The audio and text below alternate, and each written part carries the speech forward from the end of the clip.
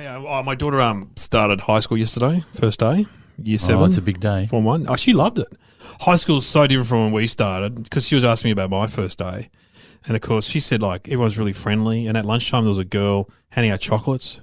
Oh, she's like, what happened in your first day? Well, 1977, I started high school.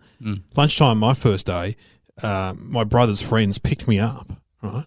Because my brother was tough. One of my brothers. Down the toilet? Yeah, held my head over the toilet for the royal flush. So, you know where they hold you horizontally over the toilet with your head in the bowl. Yep. And they just and one of them's got his finger on the button. And then my brother walks in like almost swinging a chain. And he just he leans on the door and they're like, should we do it, O's? That was his nickname, O's. Should we do it, O's? This is in front of you, so it's happening in front of your brother. Oh, he'd organised it.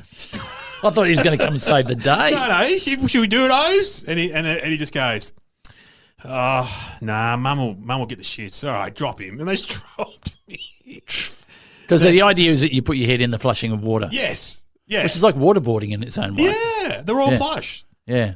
Well, that's good. I remember the pole, another great torture method from school, where they pick you up and they spread only for boys, they pull your legs apart and then have a pole, like a pole from one of the buildings, in the middle and pull your legs against the pole. Like, yeah.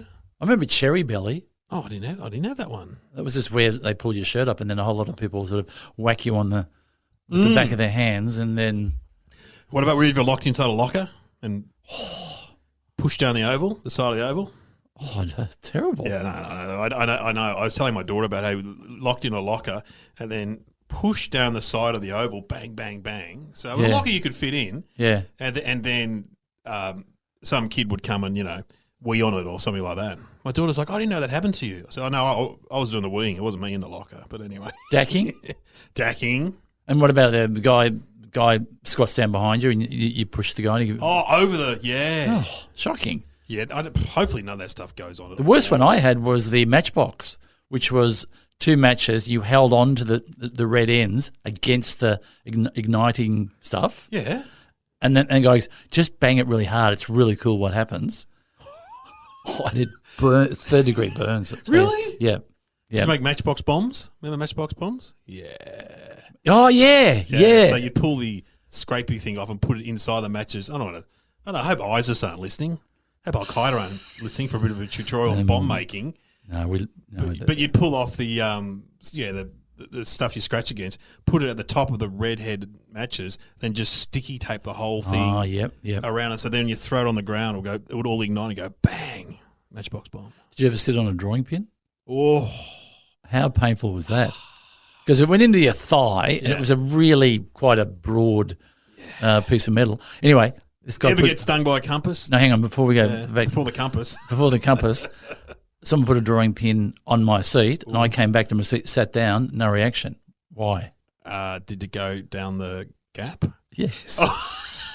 It was a bullseye. The crack. And everyone's going, what is it with you? I said, what? You just sat on a drawing pin. Oh. So lucky. I mean, what are the chances of that? What are the chances? That's never happened to me. Yeah. Sorry, compass? Compass. Where did you have fights at your school? In the park. After school. They were big. And there's going to be a fight in the park after school. And how long would it? Scary. There'd be like things. Oh, they were horrible. But the whole school would be there. And then there'd be 2 guys punching on. Then the teacher would jump the fence and everyone would just run, And fight. How did we turn out? Pretty good. Pretty good. Pretty good. Oh, now, we got to mention the survey for people listening. Oh, there comes the music. Hello and welcome to Somehow Related, and now please welcome your hosts Glenn Robbins and Dave O'Neill.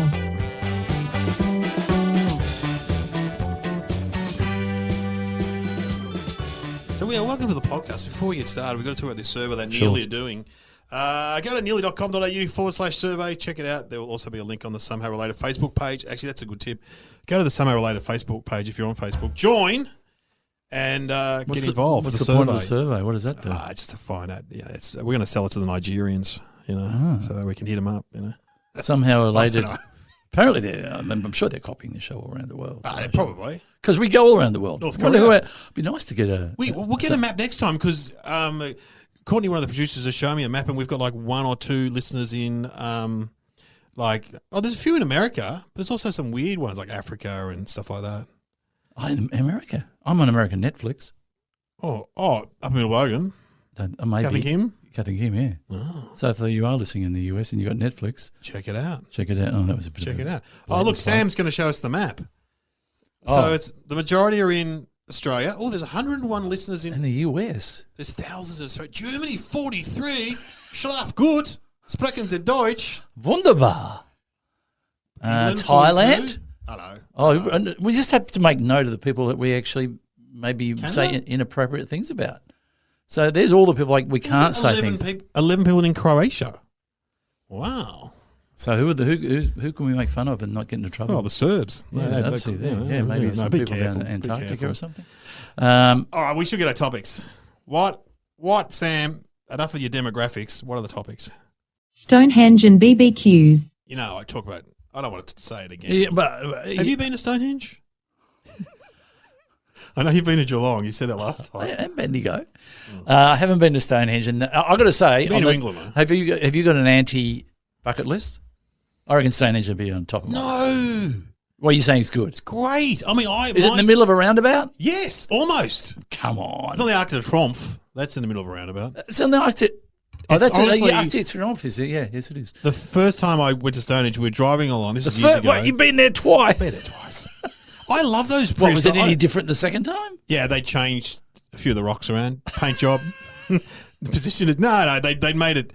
Well, okay. The first time we're driving along a freeway, coming up to another freeway. So it's like, say, when for Melbourne people, the Monash meets the Eastern, or for Sydney people, when the M3. So the council's had a meeting and gone, shit. And in the middle of these two freeways meeting, there's Stonehenge, and it's amazing when you see it.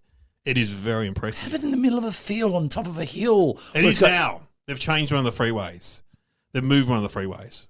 Yeah, I've been back since. And how close can you get to it? Well, the first time, okay, so it's sort of twilight, and we pull up, and I get out, and there's just like a wire mesh fence around it. You stepped over. And so I'll go and hang off it. No, it's about 6 foot. I could have climbed it. And then but how high is it how tall is Stonehenge? Oh, 12 feet, probably, at least. Yep. And anyway, so I go and look in this fence, and then this cop comes out of a little box like a TARDIS, like a security guard. Hey. I go, hey, can I help you? I said, we're from Australia. Always a good opener. Dave O'Neill. Oh, no, he didn't big know fan. me. No, and he goes, I go, what are you doing here? He goes, mate, he goes, this is Stonehenge. He goes, you will not believe the amount of nutbags that jump that fence to take their clothes off, or, you know. Nothing wrong with that. Nothing wrong with that. And he said a full moon is when it gets really bad. Like they all turn up and want to get involved.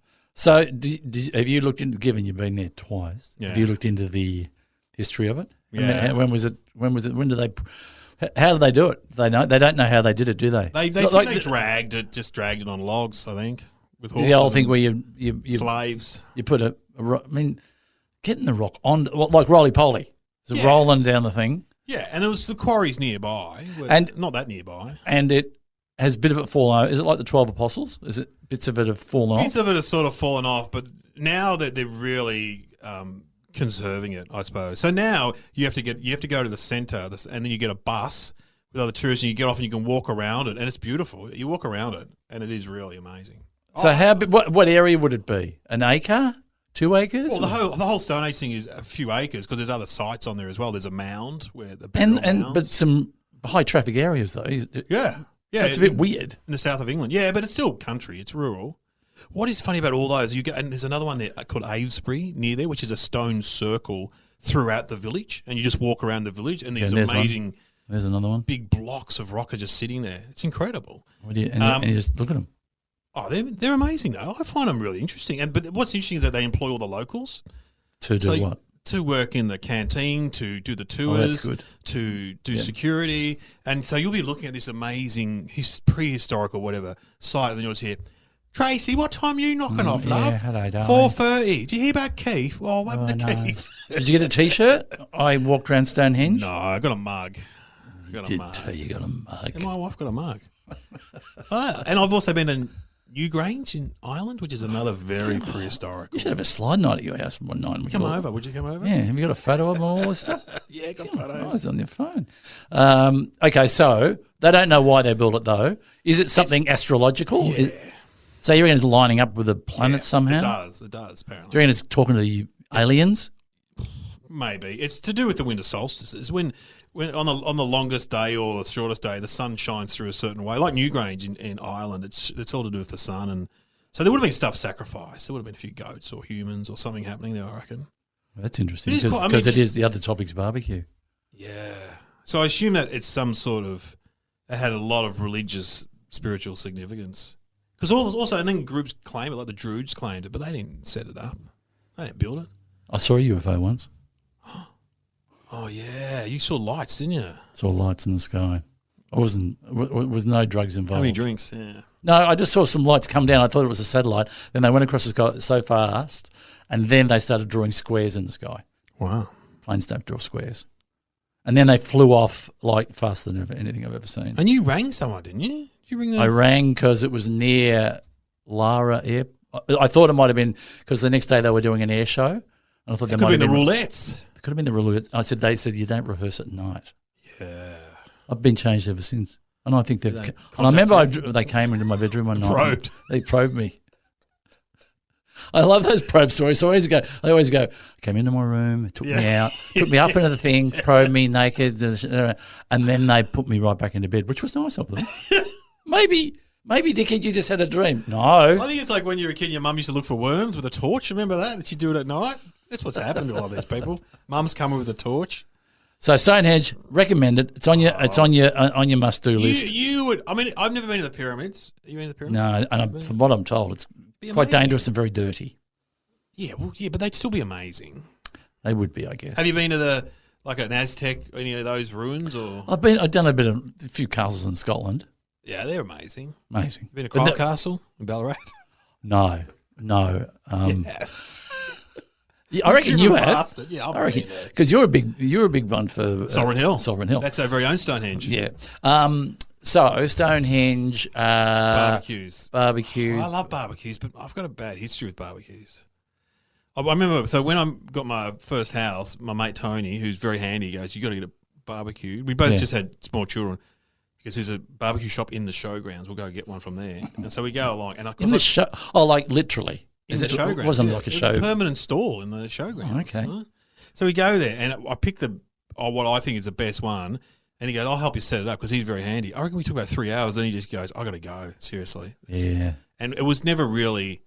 And so then I had it in the backyard. And it was good for a while, but it had too much stuff going on. You know, it was too many. Yeah. It's like you're on some sort of Star Trek console. Yeah, exactly. Yeah. And so in the end, I stopped using it, and it started to fall to disrepair. And I had a gardener, Trev, who used to run comedy at the Espy. Trev. Oh, yeah, I remember Trev. Yeah, he started doing gardening, and he goes, do you want that barbecue? I'm like, "No, you keep it. I don't want it. If you can take it away," because it was a big, huge, 6 foot looking thing. Yeah. He took it away. Then my mother-in-law, about a year later, was up in the Macedon Ranges, and she started talking to this guy who was living in Harold Robbins or Arthur Robbins, some famous artist's residence. That's my father's name. Oh, really? Arthur Robbins. That's where we got Uncle Arthur from. Yeah. Oh. Yeah. How do you feel about that? Well, not with us anymore, so he can only show me with a sign. Yes. Oh, my God. Oh, my God. He's made it really hot in here, which it is. Anyway, and so then Betty, he goes, they worked out that they knew me. Come for a tour of this artist's house, and Betty goes, "I saw your barbecue in the backyard. It's working very well." So he'd taken this barbecue up to this historical house, and it's still there to this day working. So it would have been like an 8-burner or something, and it would have had a grilled area or a flat pan area. Would have had somewhere for your alcohol. Probably had a portable television on the side. Yeah, like wing, like it could take off. And it was silver. Yeah. But anyway, it's gone to a better home. Some. Did you ever use it? Yeah, we used it a few times. You would have felt pretty good in front of it, though. Did you wear an apron? Yeah. And did you have a set of tools that you? Yeah, tongs. Yeah. And what would be your, best dish? I didn't know anything about barbecuing. Sausages probably. So I put potatoes on there. Oh, it took so long. Potatoes. Seriously? Potatoes. Well, I don't know what I thought you knew about. No. My dad barbecues still. But potatoes in some oil on the pan, on the thing. Have you got a barbecue? Yeah, but same. Yeah, we've never used it. I used it once, and now the trees have grown over it, and it'll probably catch on fire. So, no. Then we went to barbecue school a few years ago and I just want the basic Bunnings one, but a little version, and that was good for a while. Then it all rusted over, and you got to keep on. There's Jim's barbecue cleaning. Oh, is it? What can I clean that nobody else is cleaning? You Barbecues. must just sit around and just, brainstorm other things to clean and do. What else can I do? Yeah, because I've seen Jim's computer. Pool cleaning. Yeah. Accounts. Tree lopping. He does everything, that Jim guy. Probably maybe bump people off or something. Jim's. Assassinations. Well, so you reckon? But I love barbecues. I was just down at staying at Lorne, and they had a barbecue. There's a beach resort and in Victoria, and they had a barbecue which I used twice. Because it's a communal area, whether it be in it's a very much where all the guys get together, have a beer. They take down their little plates of meat, put it on the side, onions. And then you look for a little bit of real estate on the pan. Yeah, and you don't want to mix up your sausages with my sausages. No. And then you start to, and then you sort of show off a bit. You go, look at me, I'm turning, and then. And also, there's always someone with more exotic food than you. Shazliks. They've got the Shazliks and the marinade going on. Yeah, and then it's At Lorne, for example, there's 4 barbecues. One guy was using one for his meat. His other one, he had all these vegetables on. So, mate, just one each, buddy. Yeah, come on. I remember one of my friends said, not to mention Geelong again, but I am. People always used to talk about how the barbecues were so clean along the foreshore. And one day he was going for a run very early in the morning. There were rats up there eating off the barbecue. Gee, those rat cleaners are good. My main memory of barbecues was we would go at the back of Aireys Inlet, which is a coastal town down here in Victoria, and we'd have one in the national park. Oh, beautiful. Well, you set up yourself, or? Well, there'd be a bit of a place where a pit sort of thing with. Because now they probably have where you just go up and you whack 20 cents in. Or they're free. Some of them are free. You just pump it and the council says, I'll give you some gas. Tell you what, here's a tip though. You got to keep pushing the button though, because some of those just run out. And some of the ones near us in the parks near us where I live are so slow and and you're just pumping that button. Useless. Yeah, and they were they just warm the food. Yeah. Everyone's standing around. How's the meat going? Ooh. Sausages do take a while. My dad used to boil them first. Oh, that's not a bad idea. My dad always undercooks the sausages. I used to eat raw sausages when I was a kid. Oh, we have to take. Really? I used to love them. Oh my god! It has to be bad for you. Surely you're cooking something. So there's something in. It's not. Mum would buy an extra sausage. So you have a raw one. Raw. When I'd eat it like little Glenny. Have you a raw sausage? Probably if I had one now, I'd probably give it a crack. Would you? Oh, I'd be worried about food poisoning. Oh, I never got food poisoning, but it was like what are those things? Those icy pole things you have in your fridge? It was just like sucking on one of those. Yeah. My kids still have. Just realised the Zupa. I think how that looked. How it looked. Me raw sausage. Well, sitting in front of the telly and after school with the raw sausage in his mouth. And I'll admit that this is juvenile. Okay, I'm admitting it right now. You don't have to ridicule me for it. Right. But you know how sometimes there is there's a few sausages left. Mm-hmm. A few. They're okay, but no one feels like any more sausages. Yeah, no. Our favourite trick was if there was a dog at the barbecue. Yeah. You would stand there with the sausage. In your pants. Yes, and stand around chatting. Then the dog would come over and bite it out. Oh, my father, that's dangerous. The late Arthur Robbins would fall off his chair with laughter. Not dangerous because it wasn't. It was just a sausage that's poking it. Clean fun. Bit of clean fun. Did your dad do it, or did he rely on one of the sons? Oh no, we didn't. We did that. We did that. We did it right in front of Dad just to make him laugh. Yeah. It's always good making your dad laugh. Yeah. My dad.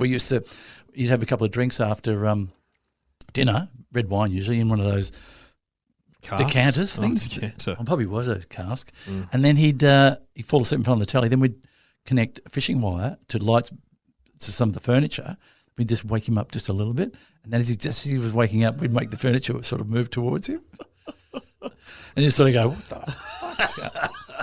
You see him close eyes, shake his head and go, you right, Dad? Yeah, all right. That's all the furniture, man. Yeah. So, barbecues. And Stonehenge. Oh, man, I don't know. Well, maybe, hey, here's something. Is there anything about it being a sacrificial site or anything? Burning witches. Didn't they burn witches in the UK? Yeah, they burn witches at one point. I know that's more American, but Is I it? reckon that was Salem. Remember the witch trials? Yeah. You went there? The witch trials? I wasn't there either. That'd be a good TV set. Salem's Lot. What was that? Is that? Yeah, that's a Stephen King thing, I think. It is. The Salem's always had that mystical thing about it, hasn't it? The witchy kind of thing. But you got barbecues and you got some old stony place. Stonehenge and barbecues. Yeah, the connection. I can't see the connection, actually. Maybe, but when you think about Stonehenge itself, if you put a bit of iron over the top of it, be a good Barbie. It'd be a big Barbie. Be a huge Barbie. Imagine that. All right, well, I think I've come up with the I've got some... what music? Can we hear... Remember in Griswold's when they went to the UK? They went European vacation. European vacation. They went to Stonehenge. Oh. And then, what's his name? Who's the star of that? Chevy Chase. They park the car up. It's a classic Russell Court, actually. He parks the car, then he stands next to the car and makes a classic speech about this sacred land and everything. Yeah. And then he backs into it. And it falls over like dominoes. It always goes like dominoes. Can we hear that? A thing of glory for 1 million future generations to see. And we were here.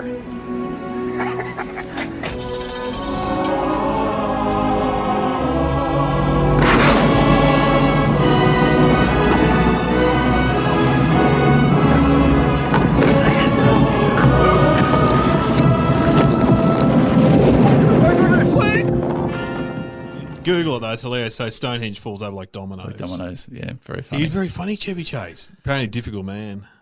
Really? Oh yeah, that's Chevy Chase. Yeah, hard work, but geez, he did that level of that. So funny. Yeah, that supercilious. You taking drugs, son? Yes, Dad. Good boy. Yeah. Funny. Very funny. All right, I've got an idea. Oh, we haven't said the ideas, have we? Okay. I reckon that this is going off on one of the other ones that we've done before. Yep. In that Puffing Billy was the name of the first vacuum cleaner. I reckon Stonehenge was the name of the first ever barbecue. Nailed it. Oh, that's good. Because I reckon it was a communal fire pit in the middle, and they would barbecue. They'd sacrifice people. Oh, so it's like okay. It was bring out your dead. First ever barbecue. Yeah, some sort human of barbecue. Human barbecue. All right, well, I don't know, Sam. What is bring out your dead? I reckon that's your dead. Yeah. Okay. Stonehenge was a very popular barbecue spot for its creators. The Neolithic people who built Stonehenge loved to cook meat on primitive BBQs.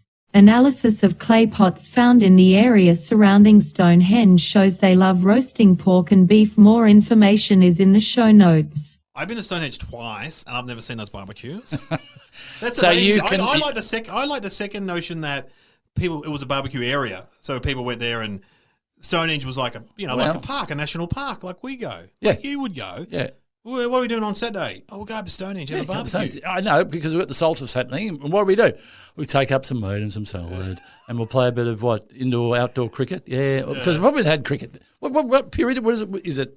Oh, it's a long time ago. That's all I can tell you. It's before medieval, before 2020 cricket. Yeah, before 2020 cricket, right. Before rugby, before soccer. They would have had some kind of game, chase the bison. Yeah. They don't really know, but they know it's old.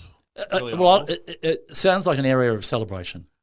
Or the other option is that it was an area of sacrifice, and I like to think of it that they were probably just cooking up their equivalent of a few sausage on the barbie. Yeah. And a bit of a lamb chop. You know what it's like when they have a grand final at the MCG? People turn up and they have barbecues in the car park. Yeah.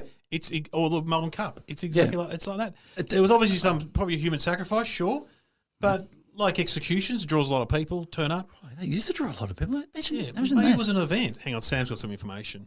Construction of Stonehenge began around 3,000 years before Christ. Wow, 3,001. Before Christ. Before Christ. Before Jesus walked the earth.